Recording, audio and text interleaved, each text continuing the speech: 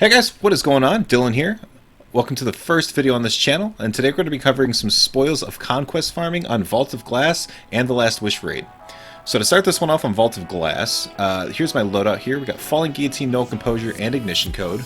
And then we are going to be running the Devour class for the Warlock. I do switch out Ignition Code for an auto rifle, and I'll explain why later. So what you're going to want to do is you're going to have one person go to the left side and another person is going to take the pathing that I take. And the goal here is what you want to do is you want to keep these Minotaurs, these Praetorians, off of the plate. That guy there. And then what you're going to do, it's actually really simple once you kind of get into a good groove. It's going to take some practice, but make sure to proc your Devour. I don't know if this is actually possible without using Devour because that saved us so many times. But this spot right here, there are two Praetorians that spawn there. I will show that later in the video. So right here, this is where the Falling Guillotine kind of comes into play because they kind of all spawn in a big group. So you Whirlwind Blade, there's the two Praetorians, and what those two Praetorians do is one of those goes middle, and then one of those is going to go to your plate over here. Once you kill them, you're just going to run back over here, and another Praetorian spawns right there. And so you want to just make sure that you're getting those kills so that you can keep Devour going. Always prioritize those Hobgoblins, and then as soon as you get those kills, you want to run back over here. Because if the timing is correct, you should be getting more enemies to spawn here to keep Devour alive. I do lose it here, but I have the grenade to reproc it right there. And then both Minotaurs will spawn there. And then you just simply rinse and repeat, going back and forth. And that is the groove that you kind of get into. So right here, I actually switched from my Ignition Code to Chroma Rush. Because the Chroma Rush is very good with dealing with those Hobgoblins if you have anti-barrier on. And so what happens is if one does get through the middle, or if you do happen to die, it's not the end of the world, you don't have to restart. What you can do is just make sure you capture this middle plate. This one's going to be the most important because you and your other player are going to be prioritizing the sides, and you're both going to be kind of trying to watch middle. But I would capture that first plate there in middle, and then what you want to do, that is captured, you want to sit there and hang out here until the Praetorian spawns again. That way you know he's not going to just sneak behind you. And so there he goes there, and then you want to go back to your plate and then clear it out, and then you can just pick back up from there. So after you've killed him, you go back out, you capture it, this Praetorian will spawn, and you just start rinsing and repeating. Now with the Cyclops, sometimes they will get a lucky shot on you, and they will absolutely one-shot you, but don't worry about killing them, don't worry about focusing on them, because you're just going to get shredded by everything else. Just make sure you keep your Devour procced, keep getting those kills, running back and forth, and eventually you will get it with the two-man. And so that is going to be that. So you run over here, and that chest should drop 5 spoils. So in a moment here, I will go and... boom. Okay, so there's 5 spoils. So you can also get an additional 5 spoils if you continue along. And I'm not going to cut away from this. I'm just going to show you how to get to the secret chest if you don't know where it's at. But you do get an additional 5 spoils from there. We were short on time during this period, so we didn't do the confluxes after this. You actually can two-man the confluxes. It's basically the same thing as the last encounter we just did. One person goes left, one person goes right, and you both kind of try to focus on middle. It is absolutely possible to two-man the confluxes. The only part that I do say gets really difficult is when you start to deal with the oracles. We were able to do it with 3 people. Probably would be a little bit too difficult to try with 2 people, and I mean, we might be able to get it at some point, but that's not something that I really want to spend a lot of time trying to do. So I would say 15 spoils easily here. If you can do the confluxes as well. I don't know if you'd be able to do this with any other characters though, but this does require at least 2 people to do. And so there's your 10. And so moving on to a solo, if you are a solo player, there's a little trick you can do in the Last Wish raid. Make sure you have Salvation's Grip equipped. You can do this with all 3 classes, and you do get 3 spoils for doing it, so that's 9 spoils per week. For a Warlock, I would recommend Icarus Dash. For a Titan, Thunder Crash, and then Hunters, sorry, you guys are out of luck, just go with Stompies and use the Salvation's Grip, and I'll show you here in a minute. So what you want to do is when the raid starts, you want to look over here to the right, and up here, that wall is actually not a wall. You can actually jump up and through like that, and I will not cut away, just follow my pathing here.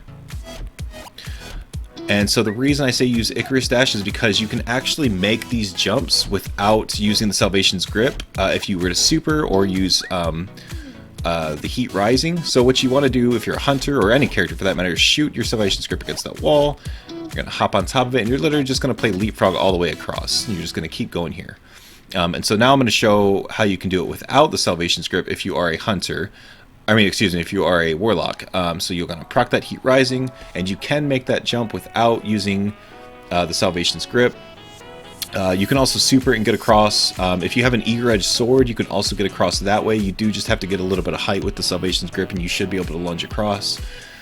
So what you want to do, though, is you want to wrap around this way, and just keep following my pathing, and go up and around, and then down here. And then up here, and then you're going to want to shoot Salvation's Grip right up here. I wait for my solar my grenade to recharge so that I could just proc that. Now if you're a hunter, I'm going to shoot a Salvation's Grip where you're going to try to jump as a hunter. For Titans, you can just Thunder Crash up there, or you can make that jump. Fortunately with a Warlock, you can use the Heat Rises, just get up there with no problem. So right here, you're going to want to switch to your damaging weapons. For me, I do a Wither Horde, a Cartesian Coordinate, and then a Threaded Needle.